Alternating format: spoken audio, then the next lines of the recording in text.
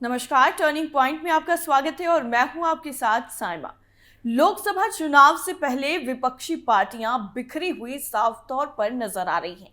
एक तरफ कांग्रेस को जबरदस्त तरीके का झटका लगा है, तो वहीं दूसरी तरफ बिहार में लालू यादव के साथ नीतीश कुमार खेल करने के मूड में नजर आ रहे हैं, जिससे सियासी पारा काफी ज्यादा हाई हो गया है। बिहार में राजनीति पल पल बदल रही है, लेकिन ऐसे में जब नीतीश कुमार ने संयोजक बनने का न्योता ठुकरा दिया, तो सियासी गलियारों में इस बात की भी चर्चाएं होने लगी कि नीतीश कुमार क्या इस बार भी पाला बदलने के मूड में तो नहीं आ गए हैं। एक तरफ तो ये कयास लगाए ही जा रहे थे कि अब नीतीश कुमार ने खेल करना शुरू कर दिया है। क्या है वो धमाकेदार खुलासा, सब कुछ आपको पॉइंट टू पॉइंट बताते हैं।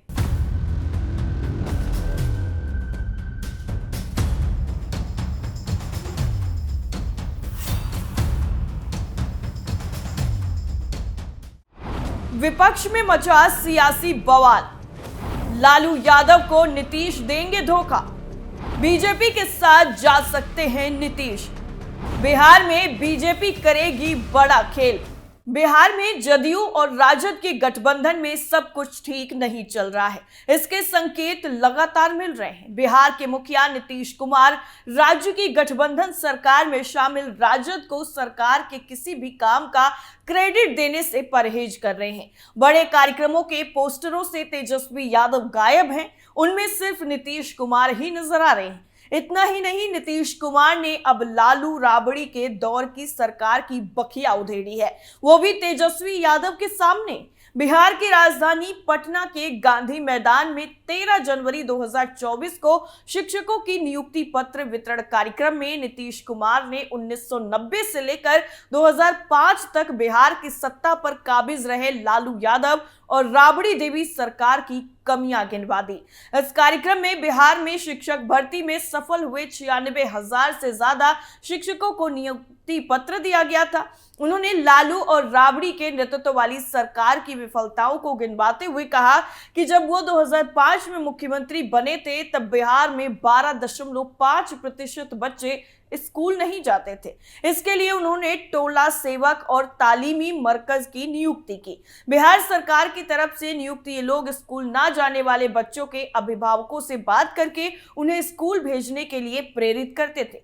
नीतीश कुमार ने इस बयान के जरिए तेजस्वी के सामने ही उनकी पार्टी की सरकार की विफलता गिनाने की कोशिश की। वहीं इस कार्यक्रम के लिए लगाए गए पोस्टरों में भी तेजस्वी यादव की फोटो गायब नजर आई। यहां तक कि राज्य के शिक्षा मंत्री के रूप में कार्य कर रहे राजद विधायक चंद्रशेखर यादव का नाम तक नहीं लिखा गया। पोस्टर के ऊपर स्लोगन में सिर्फ नीतीश कुमार का ही जिक्र किया गया था। स्लोगन में लिखा हुआ था, रोजगार मतलब नीतीश सरकार। मुख्यमंत्री नीतीश कुमार ने जो फोटो इस आयोजन की साझा की थी, उसमें भी तेजस्वी यादव हाशिए में नजर आए। इस फोटो में सारा फोकस नीतीश कुमार पर ही है। गौर करने वाली बात है कि बीते कुछ दिनों से तेजस्वी यादव बिहार में हुई शिक्षक भर्ती का खूब प्रचार प्रसार कर रहे हैं। राजद समर्थक इसका सारा क्रेडिट तेजस्वी को देने में लगे हुए हैं। तेजस्वी भी शिक्षा और पुलिस विभाग में हुई भर्तियों को गठबंधन सरकार की सफलता के रूप में पेश कर रहे थे। हालांकि नीतीश कुमार ने अपने पोस्टर बैनर में मात्र अपना ही नाम छपवाया है। उधर इंडी गठबंधन के तहत सीट बंटवारा भी दोनों पार्टियों के बीच में बड़ी समस्या बन सकता है। बिहार की कुल 42 सीट में से कांग्रेस 10 सीट चाहती है, जबकि कम्युनिस्ट पार्टी भी कुछ सीटों पर दावा कर रही है। नीतीश कुमार अपनी 16 सीट को बनाए रखना चाहेंगे। राजद भी इसी संख्या में सीट चाहती है। ऐसे में इन पार्टियों के बीच में विवाद की स्थिति जल्दी नहीं सुलझने वाली है। एक तरफ बिहार की राजनीति में बवाल मचा हुआ है, तो वहीं दूसरी तरफ कांग्रेस को जबरदस्त तरीके का झटका लग गया और उनके दिग्गज नेता ने कांग्रेस पार्टी को अलविदा कह दिया। दरअसल कांग्रेस से नाराज चल रहे दक्षिण मुंबई के पूर्व सांसद मिलिंद देवड़ा ने पार्टी की प्राथमिक सदस्यता से इस्तीफा दे दिया। राजनीतिक हलकों में चर्चा है कि देवड़ा एकनाथ शिंदे के नेतृत्व वाली शिवसेना में शामिल हो सकते हैं। ऐसे में बड़ा सवाल यह है कि राहुल गांधी के करीबी मिलिंद देवड़ा ने ये कदम उठाया तो उठाया क्यों? दिलचस्प बात यह है कि मिलिंद देवड़ा का इस्तीफा उस दिन आया जब कांग्रेस पार्टी के पूर्व अध्यक्ष यानी राहुल गांधी मणिपुर से अपनी भारत जोड़ो न्याय यात्रा शुरू कर रहे हैं। यात्रा 15 राज्यों के 100 लोकसभा क्षेत्रों से होकर गुजरेगी। दरअसल कांग्रेस ने पिछले दिनों देवड़ा को अखिल भारतीय कांग्रेस कमेटी का संयुक्त कोषाध्यक्ष नियुक्त करके तोहफा भी दिया था। इसके बावजूद उनका इस्तीफा सवाल खड़े कर रहा है। चर्चा है कि दक्षिण मुंबई लोकसभा सीट पर उद्धव ठाकरे के नेतृत्व वाली शिवसेना के दावे के चलते ही देवड़ा ने ये कदम उठाया है। दरअसल मोदी लहर के चलते 2014 के लोकसभा चुनाव में मिलिंद दक्षिण मुंबई लोकसभा क्षेत्र से चुनाव हार गए थे। फिर 2019 के चुनाव में भी उनकी हार हो गई। दोनों बार उन्हें हार बीजेपी शिवसेना गठबंधन के उम्मीदवार अरविंद सावंत से मिली। इस साल अप्रैल मई में होने वाले लोकसभा चुनाव में कांग्रेस इंडिया गठबंधन का हिस्सा है। उद्धव ठाकरे दक्षिण मुंबई लोकसभा निर्वाचन क्षेत्र छोड़ने के लिए तैयार नहीं है। ऐसे में मिलिंद के लिए दूसरी सीट तलाश करनी होगी, जो कांग्रेस में पूरी होती नजर नहीं आ रही। ऐसे में मिलिंद ने दूसरी राह पर चलने का मन बना लिया। ऐसा कहा जा रहा है कि पहले माना जा रहा था कि मिलिंद बीजेपी में भी शामिल होंगे, लेकिन दक्षिण मुंबई लोकसभा निर्वाचन क्षेत्र शिंदे सेना के पास जा रही है। ऐसे में मिलिंद ने शिंदे सेना में शामिल होने का मन बनाया हुआ है। मिलिंद कभी राहुल गांधी के बेहद करीबी हुआ करते थे। महाराष्ट्र की राजनीति में देवड़ा परिवार की अलग पहचान रही है। इस परिवार का कोई न कोई सदस्य दक्षिण मुंबई लोकसभा सीट से पिछले 4 दशकों से चुनाव लड़ता आ रहा है। मिलिंद देवड़ा 2 बार सांसद रह चुके हैं। उनके पिता और पूर्व केंद्रीय मंत्री मुरली देवड़ा भी 4 बार इसी क्षेत्र से सांसद रह चुके हैं। यह सीट देवड़ा परिवार की परंपरागत सीट रही है, इसलिए मिलिंद उसे कांग्रेस के कोटे में चाहते हैं, मगर उद्धव सेना इसे छोड़ने के लिए तैयार नहीं है। उनकी नाराजगी की अहम वजह यह है कि कांग्रेस नेताओं ने उद्धव के सामने अपना पक्ष मजबूती से नहीं रखा। इतना ही नहीं, कांग्रेस पार्टी और टीएमसी में भी कलह मची हुई है। दरअसल असम आदिवासी चुनाव में कांग्रेस के निराशाजनक प्रदर्शन को लेकर तृणमूल सांसद अभिषेक बनर्जी ने कटाक्ष किया है। नॉर्थ कछार हिल्स ऑटोनॉमस काउंसिल में देश की सबसे पुरानी पार्टी को बुरी हार का सामना करना पड़ा। इसे लेकर ममता बनर्जी के भतीजे और टीएमसी महासचिव अभिषेक बनर्जी ने बंगाल में सीट शेयरिंग के मुद्दे पर कांग्रेस को जमकर घेर लिया है।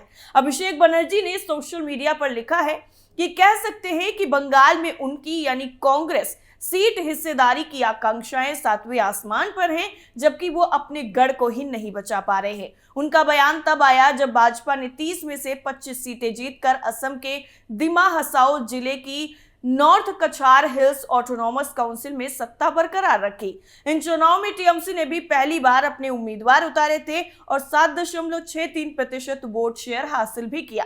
दूसरी तरफ कांग्रेस पार्टी 8.87% वोट शेयर के साथ शून्य पर सिमट गई। इंडिया ब्लॉक के सदस्य कांग्रेस पर अभिषेक बनर्जी का तीखा प्रहार है। आम चुनाव से पहले सीट शेयरिंग फॉर्मूले के बारे में चल रही चर्चाओं को लेकर टीएमसी ने पश्चिम बंगाल की 42 लोकसभा सीटों में से कांग्रेस को 2 पर चुनाव लड़ने का प्रस्ताव दिया है। सूत्रों के मुताबिक कांग्रेस को यह फॉर्मूला कबूल नहीं है। सूत्रों ने यह भी बताया कि ममता बनर्जी के नेतृत्व वाली तृणमूल कांग्रेस की राय है कि राज्य में प्रमुख पार्टी को ही सीट बंटवारे पर अंतिम फैसला लेने की इजाजत दी जानी चाहिए। आपको बता दें कि 13 दिसंबर को इंडिया ब्लॉक की 5वीं बैठक वर्चुअली आयोजित की गई थी। इस बैठक में ममता बनर्जी शामिल नहीं हुई। टीएमसी ने इसके पीछे की वजह बंगाल की मुख्यमंत्री के पूर्व निर्धारित कार्यक्रमों को बताया था।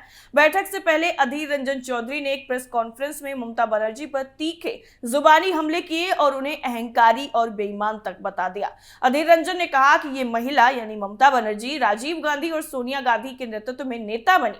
वो यानी ममता महिला कितनी बेईमान है, कितनी अहंकारी है कि जिन लोगों ने उन्हें राजनीति में खड़ा किया वो उन लोगों को अहंकार दिखाती हैं। यानी कुल मिलाकर चाहे बिहार हो या फिर पश्चिम बंगाल, हर जगह पर विपक्षी गठबंधन की पार्टियों में कलह साफ देखने को मिल रही है। अब देखना यह होगा कि आने वाले वक्त में लोकसभा चुनाव के लिए कितनी पार्टियां बचती हैं और एक साथ चुनाव लड़ने के लिए तैयार होती हैं। टर्निंग पॉइंट में फिलहाल के लिए इतना ही। बाकी खबरों के लिए बने रहिए कैपिटल टीवी के साथ। नमस्कार।